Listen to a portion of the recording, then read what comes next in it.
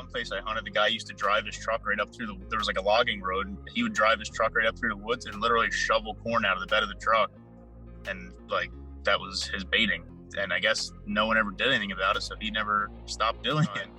And I was trying to load the thing in the bed of my truck, and I couldn't by myself. And this guy was jogging past, just some random guy was jogging on the road and stopped and helped me load my deer up, had blood all over his arms, and just went back on his jog like nothing happened. And I never met the guy before, never saw him since. But wow, jeez. So I couldn't tell you how much it weighs altogether, but it's not very heavy. And yeah, I got pretty good with using it, so it works pretty well. That's what I shot my buck in Nebraska out of. That was the first time I shot a deer out of a saddle, and it was actually my biggest buck ever. So that's incredible. That was cool. My first thing would have you do like a quick introduction about yourself and just kind of tell everybody about just like what you do and who you are. All right, that works. I'm Chad Housworth. I'm from Bucks County, Pennsylvania. 31 years old. I had to think about that for a second. I do taxidermy, not full time, just part time right now. It's kind of just like a hobby, I guess. Bow hunter, the whole 9 yards. That's pretty much standard, I guess. But yeah, I don't know. That's what else. I do landscaping full time, so that's my regular job. But yeah, that's about it, I guess. All right. How'd you get into taxidermy? Like, I know you said you do it part time, but like, what made you want to do it? I don't know, probably like 10 years ago, I guess, I started doing like my own Euro mounts and stuff like that. And obviously every kid wants all their stuff mounted. So like when I was younger, I had a couple deer mounted, and then actually my aunt was dating a guy that was a full-time professional taxidermist, and then he kind of taught me, and then I started going with him to competitions, and then that's how it turned into this. Nice. That's awesome. That's super cool. Yeah. And how long did you say you've been doing it for? Let's see, I'm 31, so probably like 10, 11 years, something like that. Okay. So, nice. Yeah. So I was kind of, you said competitions and stuff. I was kind of going through your Instagram, and I think that, I can't remember exactly what buck it was, but it was pretty wide, and I think you said you won second place on it. Yeah, that was a buck I shot in Pennsylvania. Yeah, that was at the PA. I took that to the Pennsylvania competition also. And that was 2019. I shot the deer, so that was 2020's competition right before they shut everything down. So okay, that was all right. Yeah. And then we actually, our competitions are always in March, and that was right when COVID got real bad, and we literally made the deadline by one day for them shutting everything. Like our show started on a Wednesday, and if it had started on Thursday, we wouldn't have been able to have it. They had the whole place shut down. Yeah. Jeez. So how many people came out to that? It's usually like they have it open to the public for one day, and there's usually a bunch of people come to that. But like as far as competitors, there's usually like, I don't know, 250 people probably. Like because it's out in Western Pennsylvania, so you get Ohio, West Virginia, New York. Everybody's kind of the same distance, and a lot of people come. Our Pennsylvania has the biggest competition in the country as far other than nationals. So okay, wow, we have I didn't know that. Yeah. Pennsylvania has the most taxidermists in like all of the East Coast, possibly all of the country per state. Yeah, I had no idea about that. Yeah, but jeez. So like when you're doing these competitions and things like that, like what's the judging criteria for like what they're looking for from like specific mounts of like this one's better than the other one? Everything's based off realism as far as your score goes, and then they take the artistic side of it also. But like anatomy of the deer, anatomy of like the whole thing, hair patterns, the eye shape, the ear shape, the way the antlers are. I mean, it's every little, right down to the details on the deer's nose. Like when you finish it, they take points off or add points for anything you can imagine on a deer, and probably some stuff you can't. Like it's very like intensive and very detail oriented as far as how they work. And then they do, I mean, people do the fancy, like, I don't know what the right word is, like artistic, not just like a standard shoulder mount, but like the artistic stuff with the fancy wood and the fancy whatever materials you use to make different mounts. And they score that affects your score also. I gotcha. And so if I'm remembering it right, I think that's what you did on yours too. There was like some kind of decorative rock or like moss on the back of the back of the mount. Yeah, mine, that deer that you're talking about, I did I actually used PVC for the base, like the vertical part of the base, and then I put the rocks on the back, the bottom and the back of the deer, so it all kind of blended in together. Nice. I'm kind of, when I started out, I was more like traditional, just like, you see 1,000 deer on a fence post pedestal mounts. If you do a pedestal, that usually helps your score also versus just a deer that hangs on the wall. Okay. So like when I started out, I was kind of just standard issue deer sitting on top of a fence post, and now I'm kind of getting more brave, I guess, and venturing into stuff that I didn't do before. So Yeah, absolutely. I saw the like pack out mount that you did too. yep. That was incredible. That was super cool. I've never seen anything like that before. Yeah, thank you. That was the first one I ever did. I usually get like one or two people ask about it a year, but for whatever reason, I just never showed up. And that one is actually a kid I went to high school with, and Oh wow. yeah, I think he had just had a baby not long before that, and then he was hunting with his brother. He obviously didn't have a whole lot of time with the baby and stuff, and his brother's like, "Hey, there's a buck coming up the ridge," and he's like, "He's not. It was no giant, but he's like, I was pumped, and he's like, it was just a cool story." So Yeah. he wanted Yeah, to get that's that awesome. done. But yeah, yeah, Dang. I think so. Like one of the questions that like I was pumped to ask you about is basically just like, what are some fielding tips that you could give to hunters to like give you a better presentation of their mount? So like I'm okay, sure like you see people like mess it up all the time, or like if they only did this, it would save them so or save you so yeah, much time, you know? yeah. I could go on for a long time about that, but there's a. I think the biggest thing is like everybody shoots a deer and they want to show it off to everybody, and like Mhm. you got to get it skinned out and cooled down, especially in archery season. I mean, you have a certain amount of time, but like if it's September, October, you got to get it cooled off in a hurry, because it is the second the deer dies, bacteria starts growing, Mm. and the longer it goes not being cold or frozen, the worse, the better chance I guess you have of having issues. The Okay. worse it could be. That's probably the biggest thing, and then the second biggest thing would be make sure you leave enough skin. Like when you cut the cape off, don't cut it too short, because I get a lot of them that are half the armpits and half the, not. Everybody needs a lot. You can always get rid of it. I can't add to it. So Okay. All right. So it's better just to maybe just bring the whole thing.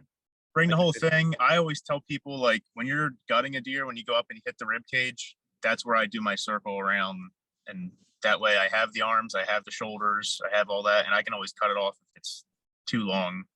But that's what I tell people. But the whole thing is also fine too, because I can cut it myself then. But sure. More working room. yeah, yeah, Yeah. that's always better than less, because I've had them where you got to try and add a little habitat or do something to cover up the skin that isn't there. Yeah, for sure. For sure. Absolutely. Yeah. About how many people would you say that or hunters would you say that you do in a season as far as like taxidermy work goes? It depends on the season. Usually like right around 20, 25 is like a normal year. Last year, with the way things were, you couldn't get deer forms, you couldn't get foam, you couldn't get anything. So like last year I kind of just didn't take a whole lot in, because I was like, I don't want to have these things for 2 years and not know what I'm doing with them. So I kind of just backed off. And that's one nice thing about it not being my full-time job. It doesn't matter that much. So I kind of just backed off a little bit last year, but I'm hoping things are pretty much back to normal now as far as getting stuff goes. So I'm hoping to take more in again this year. But Nice. yeah, it depends on the season though. Usually about 20, 25 is average. So Okay. I don't, I don't get a ton, but I get enough to keep me busy. I mean, I still work 40, 45 hours a week. So, Sure. and then, Yeah. yeah, I don't need 100 of them yet, but Yeah, I definitely get it. Yeah, for sure. And like what's the turnaround time usually on like one of those things? Like I'm sure it's like an intricate process of just doing one mount, you know? yeah, it is. There's a lot of time involved in each deer. I try and get everybody's back. I do them in the order I took them in. So like I'm usually done before hunting season starts again in September, or right around there is what I try and shoot for, to have everybody's back. So the guy that shot his in September might have his back by Christmas, but the guy that shot his in December might not have it back till September. So Sure. as Sure. soon as I do all my own tanning. So in the wintertime when I don't work at landscaping, I do all my tanning, because I can mount a deer on the weekends easy enough, but it takes a couple days to do your tanning, a couple days consecutive. So I need that in the wintertime. I get all that done, and then I can mount them as I go. But Okay.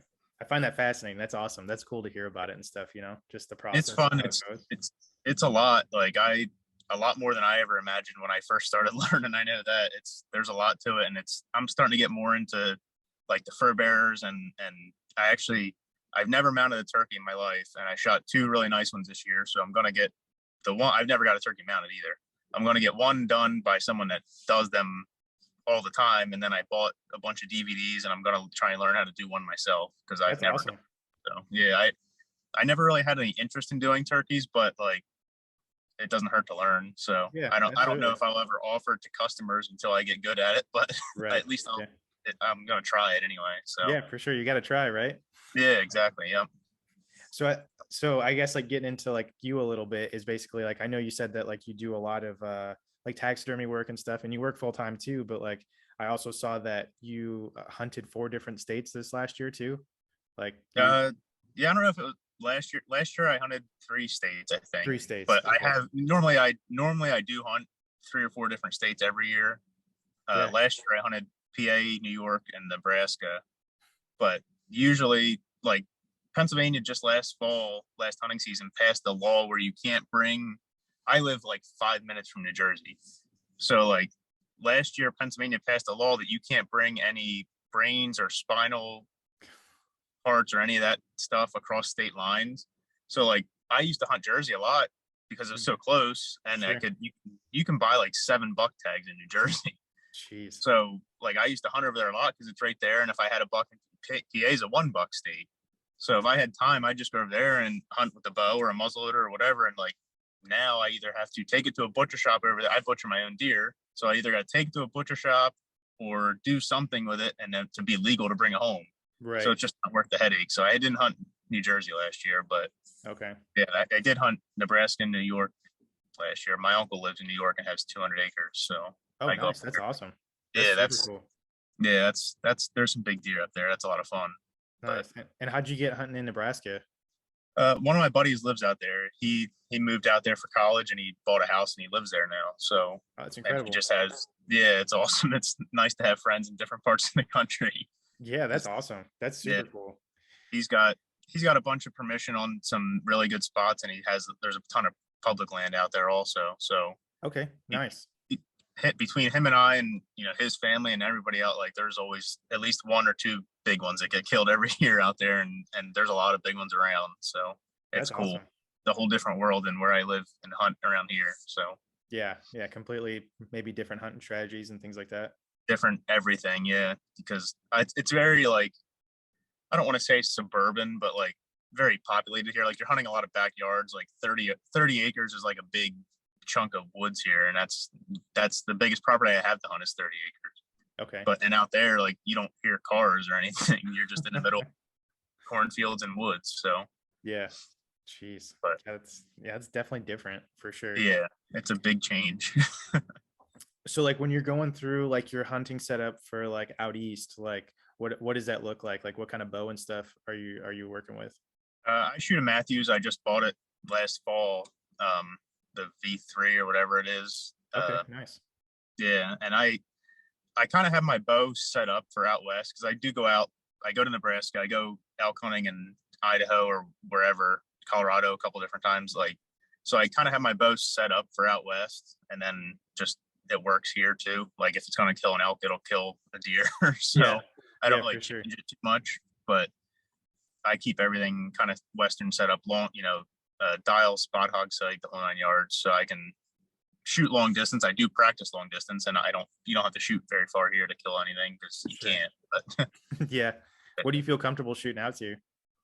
at a Pennsylvania deer, I try not to shoot past like 30 yards if I don't have to, because just the properties are so small and there's people, and like I don't want to take the chance of tracking something through someone's backyard or dying in someone's backyard or just dealing with that hassle of property lines.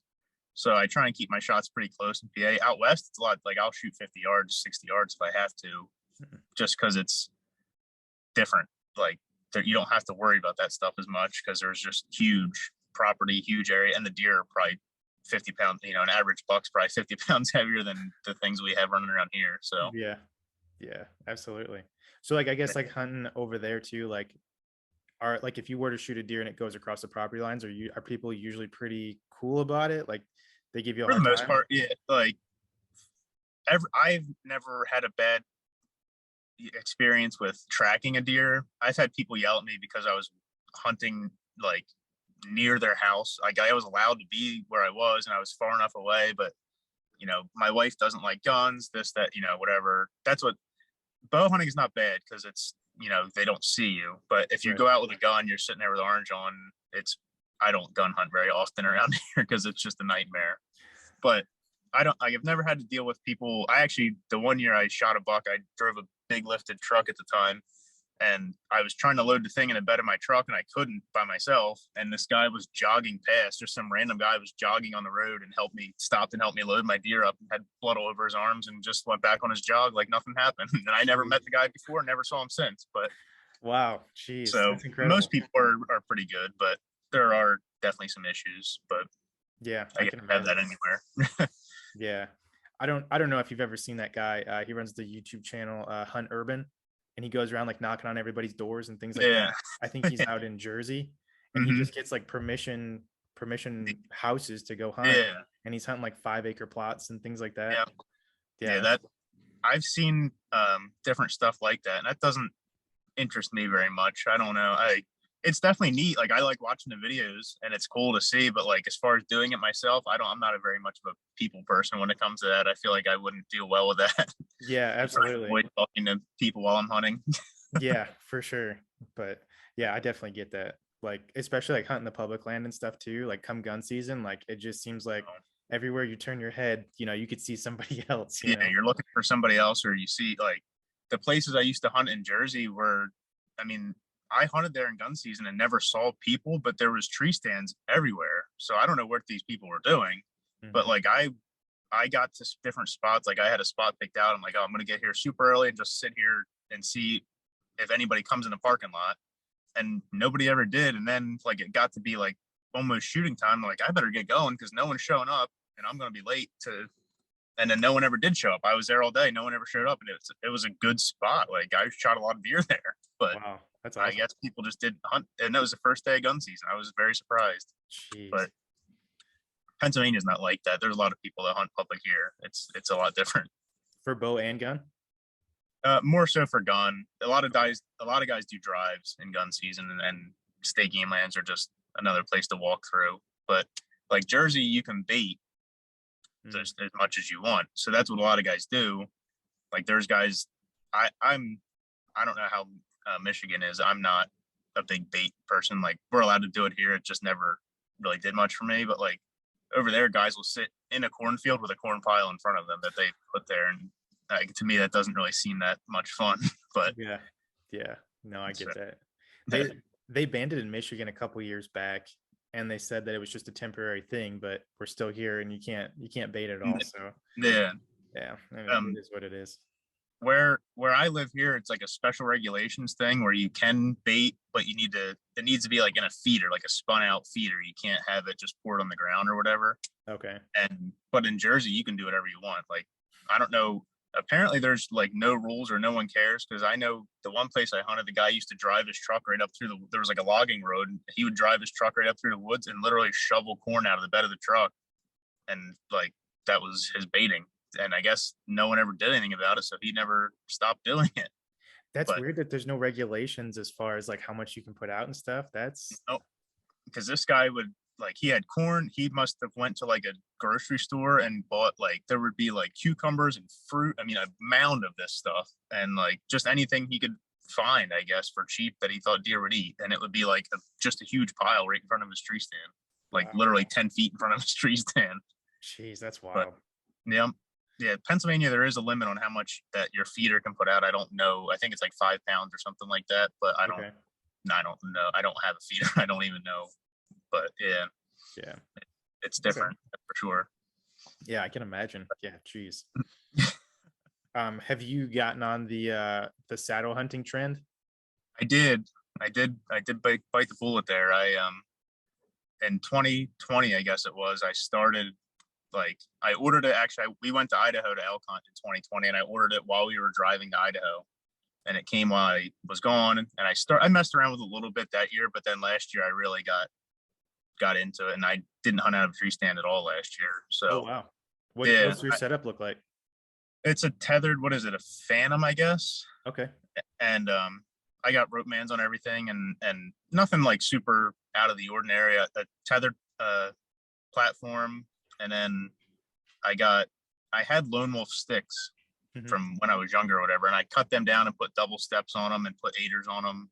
Nice. And I couldn't tell you how much it weighs altogether, but it's not very heavy, and I got pretty good with using it, so it works pretty well. That's what I shot my buck in Nebraska out of. That was the first time I shot a deer out of a saddle, and it was actually my biggest buck ever. So that's incredible. That was cool. But that's awesome. Like I said, I think I might have lied. I might have sat in a stand once in gun season up in New York, but that was everything else. I either was on the ground or in a saddle. So okay. Do you see yourself going to that like full time? Because around here you have a lot of issues with people like trying to trespass or like sit in your stand. Like they pretty much, you have to park by the road almost any property you hunt, or by the house or whatever, and people know if you're there or not. And if they know you're not there, then they go sit in your stand. Well, I took all my stands down and just had the sticks. I like the spots that I use all the time. I left the sticks there, and I just go in and put my platform and hang in the saddle.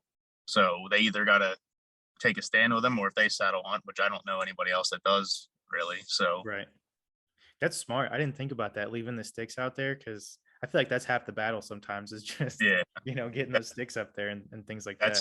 That's definitely there's been a lot of days where it was like a little bit warm and I was like, I really don't feel like hanging sticks. I'll just go, even if it's not the right spot, you go to the place where it already has sticks just because you don't feel like doing it.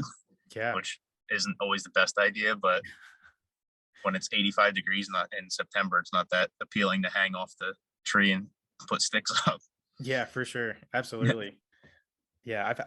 I've talked to a bunch of my friends about it too, and I think that they're just like kind of skeptical about the saddle hunting. Like, oh, there's too much that could go wrong. Versus just being in a regular tree stand too. So I feel like if they just got in it for a little bit, they would feel a little bit different, like at ground level. Not that's exactly. I said the same thing, and a friend of mine had one. He's like, dude, you got to try it, and I literally tried it. Like I said, right before we went to Idaho, and then I convinced myself on the 30-some hour drive. I'm like, I'm just going to get it. And then I did. So, and it's very like, I think it scares people because it's so expensive to buy into all of it.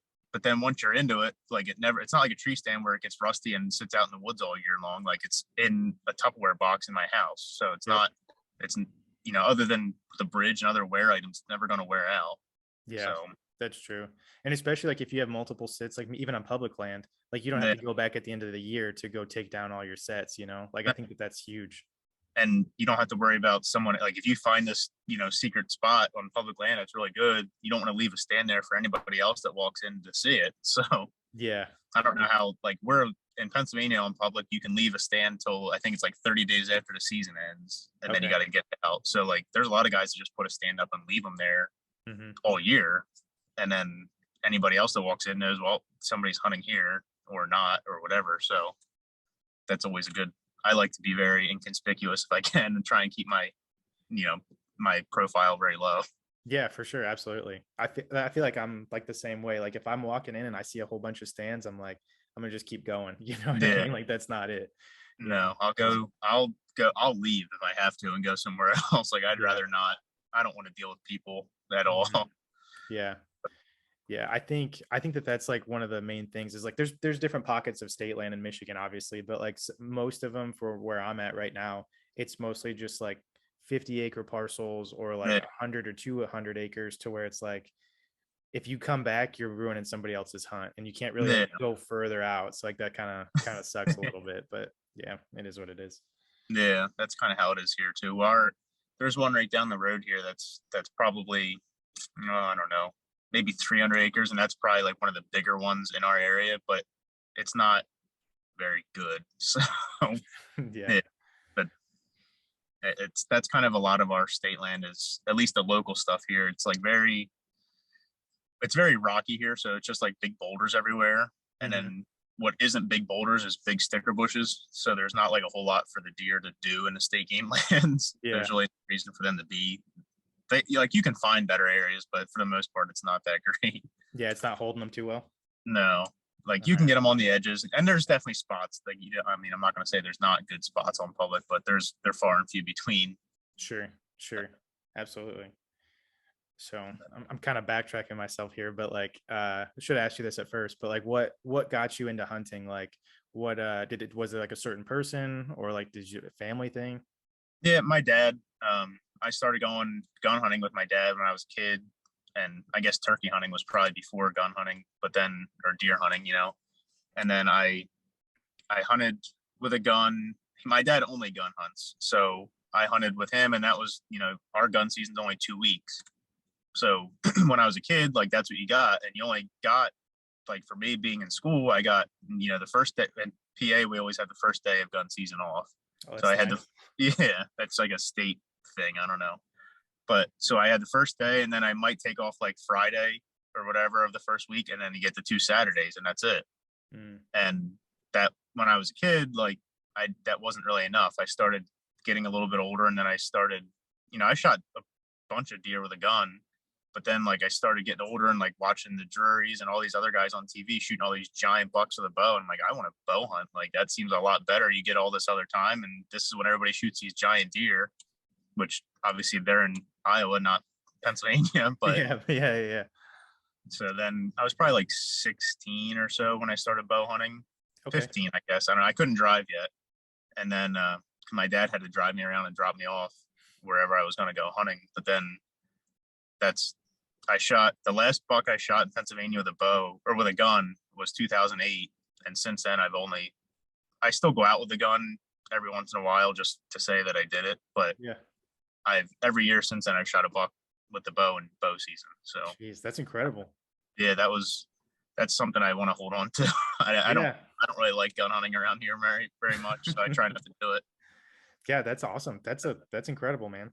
Yeah, it's cool. It's fun. It's very like around here at least. It seems like you have your spots that are kind of producers, and like that this particular property turns on like the last week of October. This one turns on the first week of November, and like probably 90% of the bucks I've shot have been between like October 18th and maybe November 1st or 2nd. Like they're all right in that 10 or 12 days. That's when it all seems to start happening around here. And that's when you usually see these bigger bucks or a buck to shoot. When I Sure. was younger, it didn't need to be that big, but Yeah. If only you had that information when you were younger, though, right? Like, yeah, right. I missed out on a lot of, not a lot. I mean, I don't regret any of it, but I missed out on a lot of good hunting when I was shooting little bucks, earlier when I was younger. And then Mhm.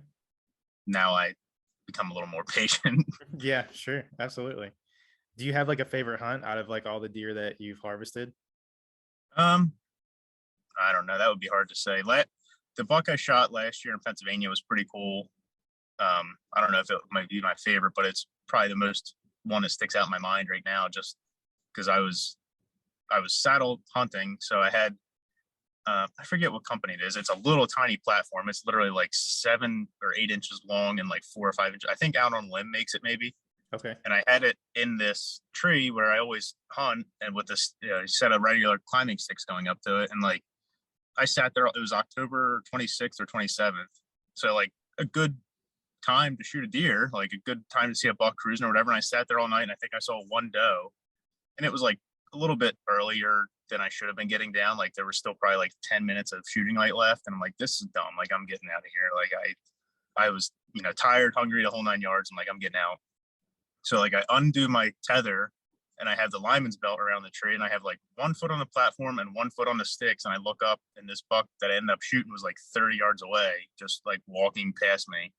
And like I had already tied my bow, and that was at the bottom of the tree. And I'm just Oh like no. standing there, like, now what do I do? Yeah. So like there's a deer in the yard here. He like walks past, and he starts making a scrape like 35 yards away, and like I can hear him, and I can just see him through like the leaves still. So Mhm. like I climbed down the tree like as fast as I could, untied my bow, and put an arrow on, and I grunted. I got the grunt call out of my pocket, and I grunted, and like I just kneeled down at the bottom of my tree. And obviously this was not as fast as I just made it sound. Like it took a couple minutes to do all that. Sure.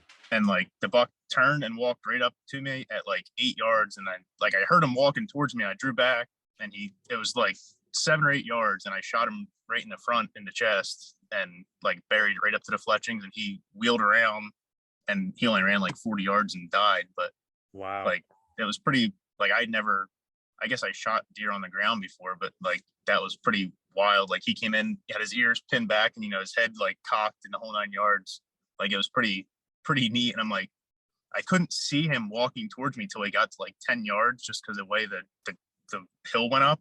Sure. I'm like, I'm drawn back. I'm like, man, I hope this isn't like a little 4-pointer or something that snuck in, like, because I didn't know, I couldn't see it was him. I was just hoping it was still him, Right. until he got into the opening where I shot him. But so that was pretty cool. That was pretty exciting. But yeah, that's a good story, man. That's awesome. Yeah, that's awesome. Do you film your hunts at all? I don't yet. I bought a camera to the back of the truck. I've been playing with it, and Nice. I took it out in turkey season a couple times and didn't shoot anything on film. I want to film hunts, but I'm gonna be that guy that, like, if it's not on the camera and he's there, like, I'm still shooting him. I'm I not. don't blame you at all. Yeah, for sure. I can imagine, like, during turkey season, like, you just trying to fiddle with it or anything else like that, and then the bird's gone. Yeah, I'm not screwing with that. Like, I'm you don't get many opportunities. We don't have a lot of turkeys here, so like if you get a chance at one, you better make it count. I'm not going to be messing with the camera. If it's running, then so be it. If it's not running, then I don't care. Yeah, yeah, for sure. Yeah, I'm not I see a lot of guys like on the different Facebook pages and stuff of saying like, oh, I didn't get a shot at this buck because he wasn't in frame, and I'll never have that issue. Yeah, I don't blame you at all. No, I'm not taking that chance. I'll deal with the footage or lack of footage. So for sure, I get it, man. Yeah. So I'll ask you this final question here, but what's your goals for this upcoming hunting season? I really don't have anything special planned this year. I put in to draw a rifle Nebraska mule deer tag. I won't find out if I got that till July. Okay. But that's like kind of a very low percentage thing of getting it. It's only like, I think they only give like 8% of the tags to non-residents. So I'm not real high on the list. Usually you got to have 2 points to get it. And I just put in just to put in. But other than that, like, I'm going to hunt Pennsylvania, going to hunt New York, and I don't really know. My buddy, another friend of mine, lives in Maryland, but he's looking to move. If he still lives there, I'll probably go to Maryland. There's some huge state game lands down there, like 3,000 or 4,000 acres. So nice. I might head down there. But other than that, it's going to be a relatively, usually I have some Western hunt planned, and I don't really this year. So yeah, I think that's the problem with over there. There's not too many over-the-counter tags that you can just go over there and get. No, and that's the nice thing about Nebraska is you can buy an over-the-counter, and you can buy any archery tag over the counter, but the rifle tag is a draw, and I just wanted to do it just because the archery thing is, like, for mule deer anyway, is tough where my buddy is, because it's like there's either crops or it's grass this tall. Like there's really nothing in the middle. So I got you. It's very tough to hunt in September anyway. Sure. But, yeah, I can imagine. Yeah, that makes it real hard. But if I don't draw that tag, I'll probably go to Nebraska in like December. There's a late muzzleloader season. Okay. And so I'll be obviously not working, not landscaping then. So I want to go out. My plan is, if I don't draw the mule deer tag, I'll go out to muzzleloader hunt for a whitetail in December. And then I just got into trapping the last couple of years, and I want to trap a bobcat. So I'm going to go out there and traps for, a week or 10 days or something. So nice. That'd be cool. You gonna mount that if you get one?